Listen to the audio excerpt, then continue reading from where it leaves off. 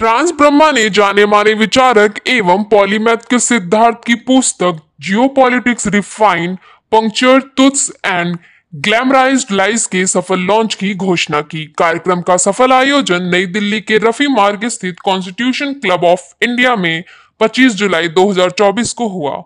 इस अवसर पर राजनयिकों, शिक्षाविदों एवं विचारकों ने हिस्सा लिया।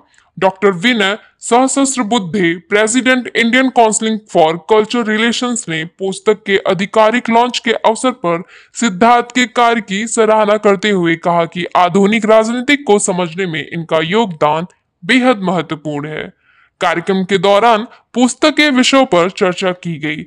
मंच पर मौजूदा पैनलिस्ट जैसे अम्बेसडर दीपक वोहरा और विजय क्रांति ने अंतर्राष्ट्रीय संबंधों के बदलते परिवेश पर विचार प्रस्तुत किए।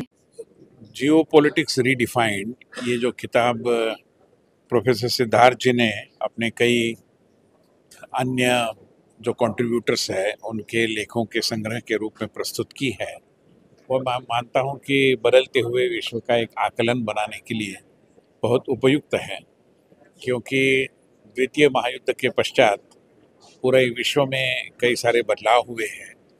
पहले कभी नहीं था इतना, सॉफ्ट पावर का महत्व भी बढ़ गया है, शस्त्र अस्त्रों की जो प्रतियोगिता है, प्रतिस्पर्धा है, वो भी बढ़ी है, और कई सारे विषय हैं जो एक सिविलाइजेशनल विषय है वो सामने आ रहे हैं।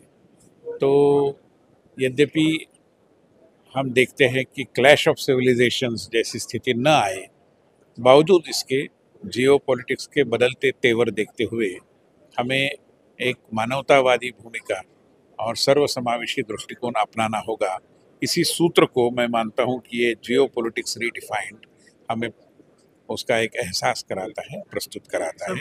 बहुत समसामयिक विषय पर ये पुस्तक आई है, मैं बधाई देता हूँ। वर्तमान सरकार इसके प्रति पूरे तरीके से वाकिफ है, और इसीलिए मैं मानता हूँ कि भारत सरकार की विदेश नीति इसी पैमाने पर चलती है। एक और विश्व बंधुता है, दूसरी ओर विश्व मित्र बनने की कोशिश है, और विश्व समुदाय के साथ तालमेल रखते हुए विश्व के जो समस्याग्रस्त देश हैं उनके सहयोग की भूमिका जो भारत कर रहा है वो सबसे उल्लेखनीय है। निश्चित रूप में जियोपॉलिटिक्स का संदर्भ होने के कारण ही भारत सरकार बड़े प्रोएक्टिवली विश्व के हर देश के साथ मित्रता के संबंध बनाने दिया है, बातचीत करने का कि भविष्य में क्या होने वाला है।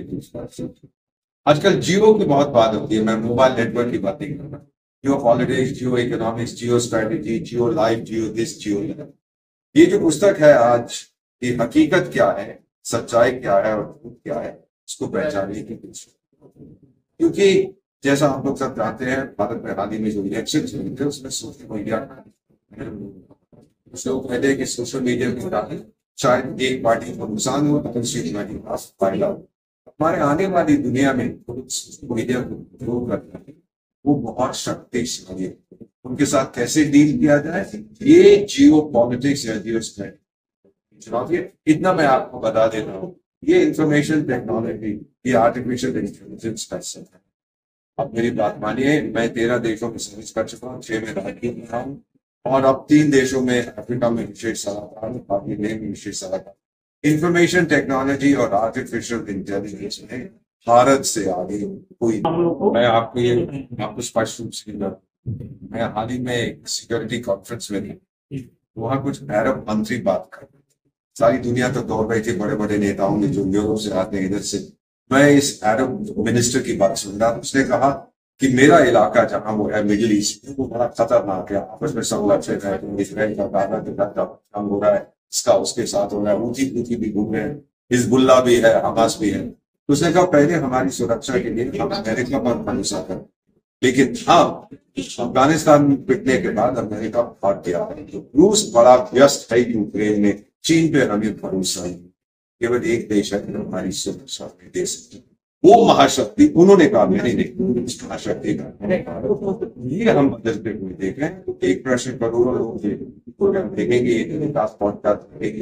रेड सी, लाल समुद्र से 12 हमारे हैं। हम क्या कर रहे हैं? रूसियों ने हमारी किसी पानी के जहाज पर हमला नहीं किया, लेकिन हम वहां पहुंच गए हैं सारी दुनिया को कहने के लिए कि ये मेरा इलाका, भारत यहाँ पर है, भारत यहाँ है, और मुझसे पंगा मत। अभी मैं आपको बता देता हूँ, अभी मैं थाईलैंड में गया था, वहां पे एक वर्ल्ड स्कूल समिट था, मैं मुख्य अतिथि था।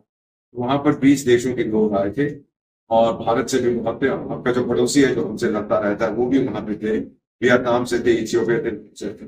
तो मैं जब वहां एयरपोर्ट पे पहुंचा, सीधा हम लोग चले गए। उसने कहा कि एम्बेसडर ऑफ इंडिया, ये सीधा इंडियन पासपोर्ट। और फिर जब मीटिंग हो रही थी तो मैंने किसी से पूछा जो उन्होंने आयोजन किया था कि आपने थाईलैंड में की और कहीं की? बोले कि पाकिस्तान से जो 15 या 20 लोग आए उनको किसी और देश का वीजा नहीं मिलता, थाईलैंड वीजा देता है, इसीलिए हम यहाँ पर कर रहे हैं। और वो वीजा देते हैं बहुत जांच पड़ताल। तो मैंने कहा भारत की छवि बदल चुकी है। मैंने तो ये यूरोप में देखा, मैंने अमेरिका में देखा। एक छोटी सी चीज आपको बता देता हूँ, अमेरिका से मैं लौट रहा था, मार्च या अप्रैल का महीना था। वहां क्योंकि मैं अपने हाथ में ये सारी चीजें पहनता हूँ और मेरी शादी पर बहुत से रुद्राक्ष है, बाकी चीजें, बाइबल की छोटी सी कॉपी है, वो साथ में बहुत कुछ है। वो पी पी पी जो होता ना, उनकी मेटल डिटेक्टिंग शुरू हो गया। तो एक यंग ऑफिसर आके कहते सर मुझे आपको पैच करना पड़ेगा, छू के देखना, तो ये कोई प्रॉब्लम नहीं है। फिर मुझे पूछा कहाँ से हैं आप? मैं कहा मैं भारत से। आप कौन है सर? मैंने कहा भारत का राजदूत। कहता मुझे अभी भी रिसर्च कर रहा था। फिर मुझसे पूछता है, अमेरिकी वैसे ज्यादा बुद्धिमान नहीं है, कहता आई एम हिंदू। मैंने कहा हिंदू क्या होता है? Yes I am Hindu. कहते हिंदू, आप बड़े अच्छे लोग हैं, चाहिए आपकी तरफ से। आप बताइए इसके आगे मैं क्या कह सकता हूँ। एक ही है, जितना आप पढ़ सके इस किताब पढ़िएगा, अपने आप फैसला करिएगा। और आखिर में जैसे भगवान श्री हनुमान जो दुनिया के सबसे बड़े जासूस थे, क्योंकि उन्होंने पता लगा लिया था कि सीता माँ कौन से द्वीप में है, लेकिन खुद जाके देखना चाहते थे, निराश थे। वो बैठे हुए थे दक्षिण भारत में, कैसे जाएंगे रामेश्वरम से? ट्रेन नहीं था, प्लेन नहीं था, कुछ नहीं था। लेकिन फिर जामवान भालू थे, उन्होंने कहा हनुमान अपनी ताकत याद कर, तेरे अध्यापकों ने तुझे क्या सिखाया था, अपना दिमाग लगा, अपनी ताकत देख, अपनी आर्थिक ताकत देख, अपनी फिजिकल ताकत देख, मेंटल ताकत देख, अपना अनुशासन याद कर। उसने याद किया, भगवान श्री हनुमान ने एक छलांग लगाकर उस द्वीप में पहुंच गए। और आज भारत के हर घर में हर नागरिक अपनी ताकत